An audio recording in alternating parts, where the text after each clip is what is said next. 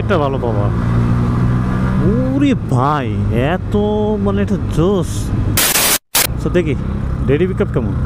ও ভাই, আসলে ready pick up আমি মানে ইঞ্জিন অয়েলটা চেঞ্জ করে মানে শেল দিয়ে হচ্ছে যে আসলে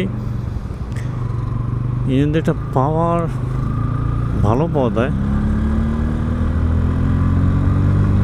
সেই একটা ভালো পাওয়ার। ওরে ভাই, এত মানে এটা জোস,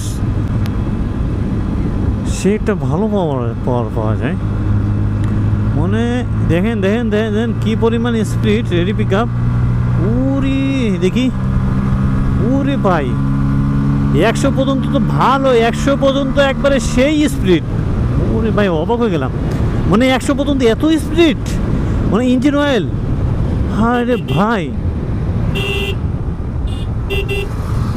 ওরে ভাই এমটি আমার কাটে ফেলিল, মানে আমার পাওয়ার দেখে, মানে আমি জোরে চালাচ্ছি ও মানে কাটে ফেলিল, দেখছেন সেই। ও যাই হোক, আমি ধরলাম না, আমার প্রয়োজন নেই, আর যেহেতু ওটা বেশি স্পিড তো না, আমি তাকে ধরার কোনো ইচ্ছুক করলাম না।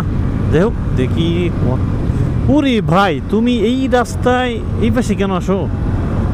হ্যাঁ, তোমার সাদা দাগে তুমি থাকবা ভাইয়া। আচ্ছা যাই হোক, একটা বাইকের 3 জন, এই ইঞ্জিন অয়েল চেঞ্জ করার পর এত স্পিড ভালো পাচ্ছি। রেডি পিক আপটা এত জোস, জানি না টপ স্পিড কত পাবো। রেডি পিক আপের যদি এই অবস্থা হয় তাহলে টপ স্পিডের কি অবস্থা হবে তাহলে দেখেন বেশ। মানে বাইকটা নিয়ে এত মজা পাচ্ছি। সবাই একটু সাবধানে চালাবেন, হুড়াহুড়ি করবেন না, ওটা হচ্ছে যে তাড়াহুড়ার কারণে অ্যাক্সিডেন্ট হয়। তো আমি একটু জাস্ট ফান করলাম যে আসলে রেডি পিক আপ এত, আপনার শেল 10W40টা ইউজ করে ফুল সিনট্রিক, আসলে অনেক অসাধারণ ভালো লাগলো। এই ইঞ্জিনটা দিয়ে যে রাইড করতেছি প্রায় কত 400 কিলোমিটার হয়ে গেছে মেবি। এই ইঞ্জিন অয়েল দিয়ে হচ্ছে কত মেবি 2500 থেকে 3000 কিলো রাইড করা যাবে। সো তারপর দেখা যাবে যে 2000 কিলো হলে এর ইঞ্জিনের যে কোয়ালিটিটা মানে পাওয়ারটা কেমন থাকে, লো হয়ে যায় কি না, কেমন কি, এই বিষয়ে আপনাদের সঙ্গে শেয়ার করব। কারণটা হচ্ছে যে অনেক ইঞ্জিন অয়েল আছে অনেক দিন চালা যায়, মানে অনেক কিলো, পরবর্তীতে কি হয় এর বেসিক যে ক্যালোরি আছে ইঞ্জিনের, এই ক্যালোরিটা দিন দিন কমে যায়।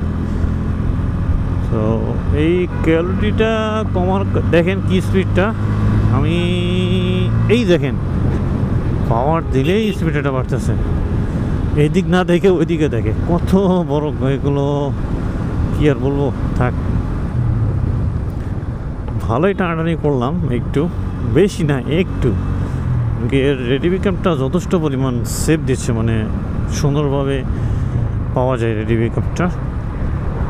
আর এখানে এই রাস্তায় একটাই সমস্যা, চাপ দেয়, ওদিক থেকে গাড়ি করে আসলে এদিকে চাপ দেয়, এই জন্য এই রাস্তায় মানে মাঝখানের লাইনটাতে ঢুকতে মন চায় না।